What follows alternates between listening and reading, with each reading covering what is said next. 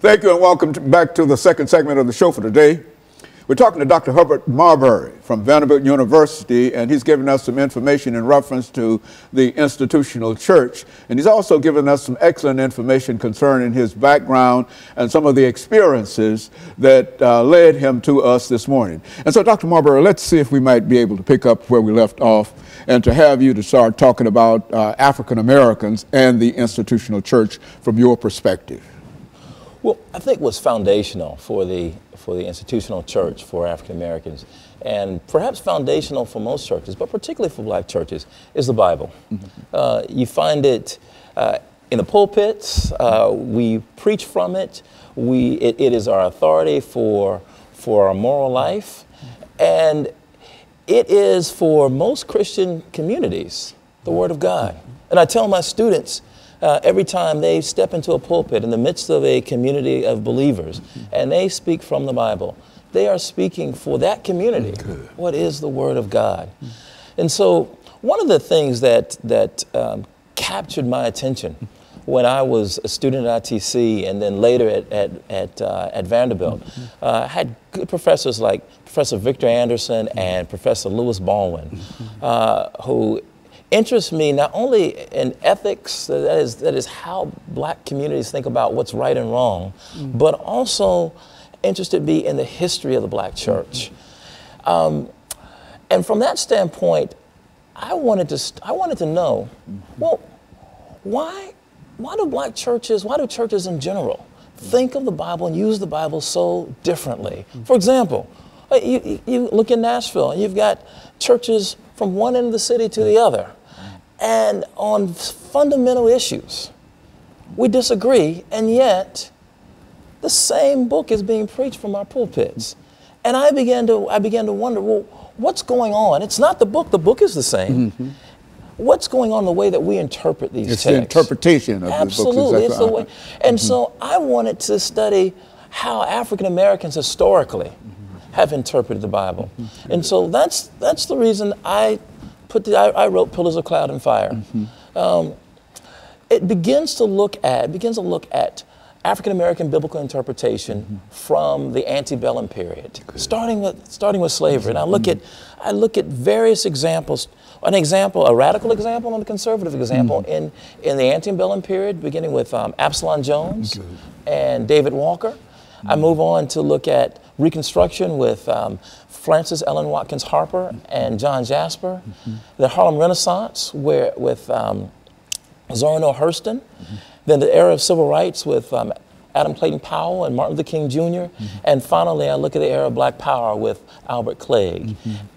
Each one takes up the book of Exodus, but takes it up in a very different way.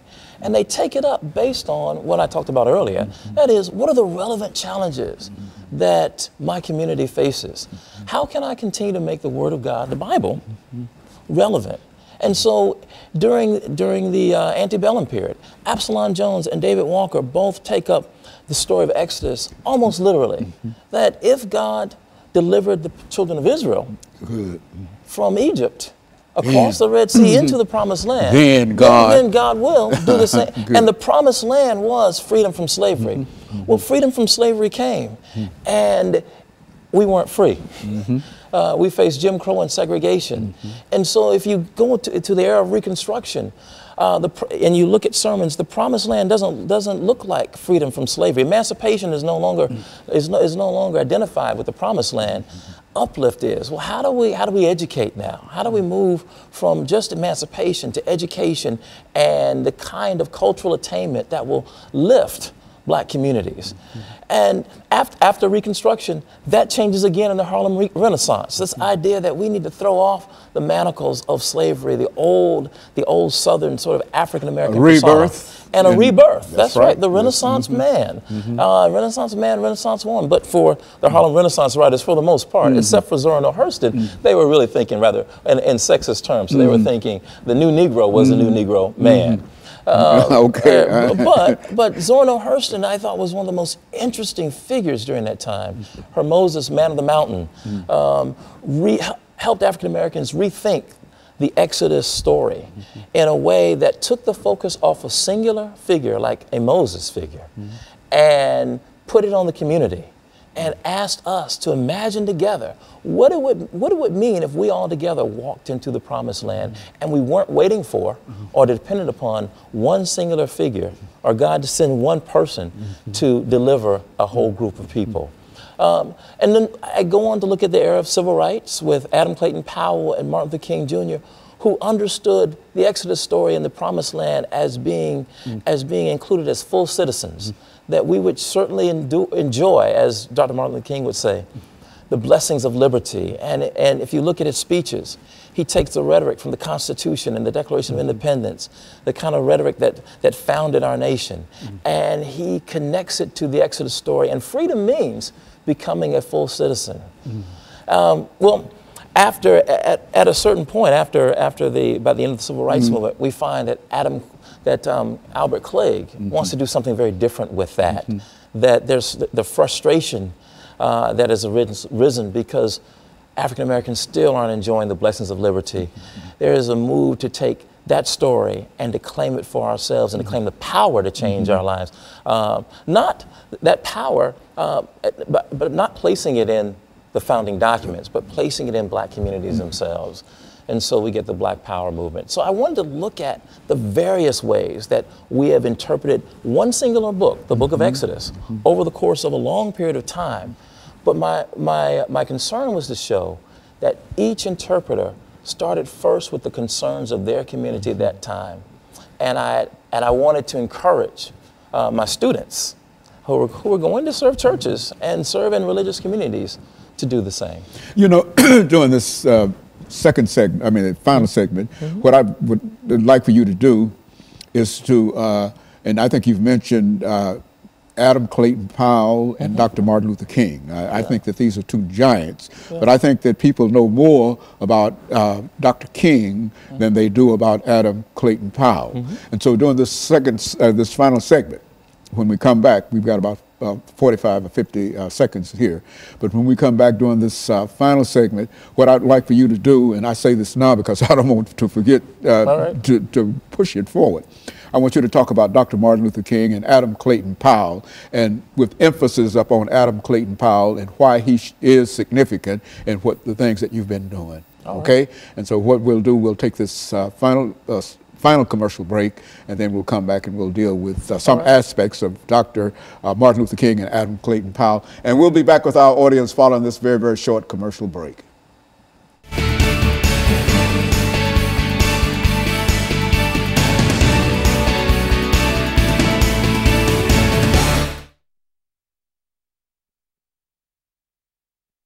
You look like you've been doing this all your life, man. I got no, this is my first time. Oh man, you're good. Because you got the information. That's what makes you good. See, when you have the information, then you can do it. Yeah. See, and so when we come back during this final segment, I'll introduce the show again. But and in case I forget, but what I'd like for you to do is to look at these two personalities within the context of all the things that you've studied about them and writing your book and books and et cetera, and to look and to examine those two individuals, Dr. Martin Luther King and Adam Clayton Powell, and point out whatever the similarities or difficulties and et cetera, whatever you want to talk about. But I think that that would be good to end this, because these are the two most important individuals in terms of contemporary black society and the institutional church, you see. And I'd like to know more about about this myself, you see. And so when we come back, we'll do that. We'll do this. We will have, excuse me, we'll have 10 minutes to do this. I need some water myself. Yeah. Okay, very good. Thank you, now. Herbert Marbury. Yes, that's it. Okay, well, I have to do that every time. See, you're giving us some excellent, and I don't want to make any noise.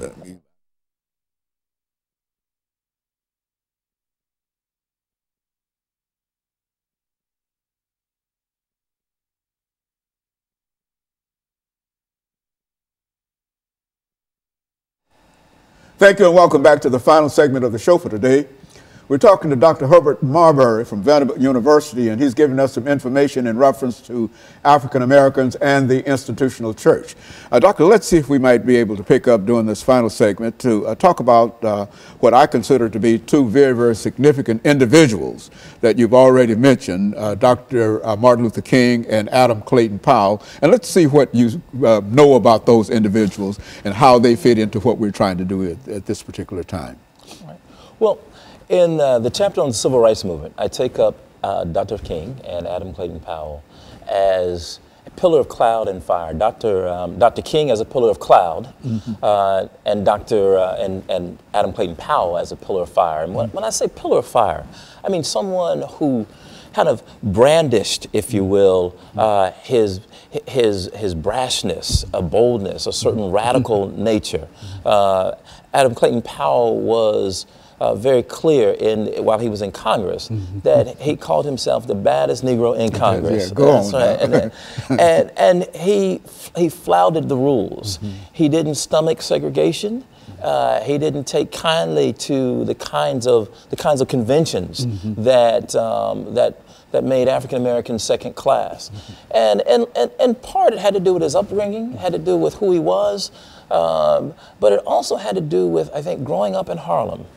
And he really was, I call him, a son of the Harlem Renaissance. He was the new Negro, as I understand it, that the Harlem Renaissance writers had hoped for. He started one of the first boycotts of the public transportation system in Harlem. One of the first sort of public service programs at his church at Abyssinian Baptist Church. And by the time he went to Congress, he was pastoring the largest Protestant congregation in the nation. Adam Clayton Powell is known for his, he's not only known for his pastoral work, but he's known for the Powell Amendment, which was a little known sort of codicil that he would add to every bill that sent funding for public accommodations, and it was a bill that said that public funding could not be used for segregated institutions. It angered Southern segregationists throughout the country, but it also angered African Americans because some of those schools were African American schools in the South. Although they were segregated, they were starved because they also needed the public funding. But Clayton Powell didn't care. What he was concerned about was ensuring that those who wanted segregation had to pay for it. And so he starved them all to death until he was able to get the Civil Rights Bill in 1964. That was his victory in the Civil Rights Bill of they He was there when Lyndon Baines Johnson signed it, but so was Dr. Martin Luther King Jr. And King, who was, they were both princes of the Black Baptist Church. Adam Clayton Powell had attended school in New York. His father, his father, in many ways, had groomed him to be a prince of the Baptist Church. Martin Luther King, as Dr. King's father. Both his father pastored Abyssinian, while Dr. King's father pastored Ebenezer, and they both groomed their sons for the roles that they would take. They both went to elite schools, Morehouse College in the South, and they both were products of the black middle class. But where they differed, I think, was Dr. King grew up in the segregated South, born right at 1929, just as America was going into the Great Depression. And Dr. King saw a different and a brutal side of white segregationist power. And it was something that I don't think Adam Clayton Powell saw. That shaped Dr. King in a way that that Adam Clayton Powell didn't. And led to his assassination. Yes, and led to his assassination. Absolutely. In a sense, both of them were assassinated. Dr. King literally. Good. Adam Clayton Powell was politically destroyed because of his brashness. So what I find with, now, both of them come at a time when African Americans have migrated. And I think this is also important to make the making of these two figures. African Americans began to migrate immediately after the Civil War. Every 10 years, you look at the census, you see more and more African Americans migrating toward the west and toward the north, except for the 10 years during the Depression when you don't see much migration. But you see, and so African Americans migrated from rural communities in the South to cities in the South like Montgomery and Atlanta that created the possibility for a Montgomery bus boycott, but also created the possibility for an Abyssinian Baptist church, which was Adam Clayton Powell's political base, and which became for Martin Luther King the base for the Montgomery bus boycott and Ebenezer. And so as these two figures began to interpret the biblical text, they thought of the Exodus story for Adam Clayton Powell. The Exodus story guaranteed for African Americans in his sermon, "Stop Blaming Everyone Else," which he preached at Abyssinian Baptist Church in the 50s. It was a sermon that invited African Americans to fully participate in what it meant to be a citizen, take responsibility for what it meant to be a citizen. He really pushed African Americans. He pushed African Americans to take responsibility for it. And so for Martin Luther King Jr., however, there was a different way of understanding the biblical text. Martin Luther King Jr., growing up in the South, personal piety became very important. In as much as his political work, personal piety became a mask, if you will, for Martin Luther King Jr. He knew that if he was leading African Americans out into the streets to demand full inclusion, he knew how to use the television cameras, how to use the public square, and the way he used it was to lead African Americans into acts of personal piety. That's what I call the pillar of cloud. He masked, in many ways, his real intentions. He would lead them to pray in the streets, to sing songs. And when the television cameras came and they saw African Americans living out some of the, these kind of virtuous virtuous expressions, right? Singing church songs, praying, holding hands, praying for their enemies. Not only was the South was embarrassed, the nation was embarrassed, but they were not only embarrassed domestically, they were embarrassed internationally. And so I call that the pillar of cloud, because just as a cloud kind of blends in seamlessly, Martin Luther King's tactics blended in with the American moral landscape. These were virtues for America. And this was also Dr. Martin Luther King behind the veil. Yes. And you know more about that because of one of your professors, I'm sure. Dr. Baldwin. Dr. Baldwin, he talked about that and et cetera. And I think that you're an excellent reflection in terms of what he said about that and some of the things that you're saying about that. And I want you to know that the information that you're giving us now is very, very precious. And I think that understanding these two individuals and some of the things that they faced and how different they were, one from the north and one from the south, but yet and still they had the same commitment, and while they went about it differently, they had the same commitment in terms of the uplift of African Americans to eventually reach the promised land. And I think that that's what we're still trying to move toward. That's what we're still trying. That's what I hope that as you read my book, but as we think about biblical interpretation today, we face police shootings of Black and brown, African American and Hispanic, unemployment, high underemployment, and questions around whether or not we can provide adequate education and health care. And I want to know, why is it that we have to go out into the streets to hear the word of God that Black Lives Matter? Why not in the church? Now, to be sure, there's some churches who are doing that. But my question is, how do we interpret the Bible in ways that are relevant for us? Very good. Let me thank you, Dr. During this last few seconds for coming by and giving us that excellent information. And let me encourage you to tune in again next week for another informative edition of Comments. Thank you and good morning. Thank you very much.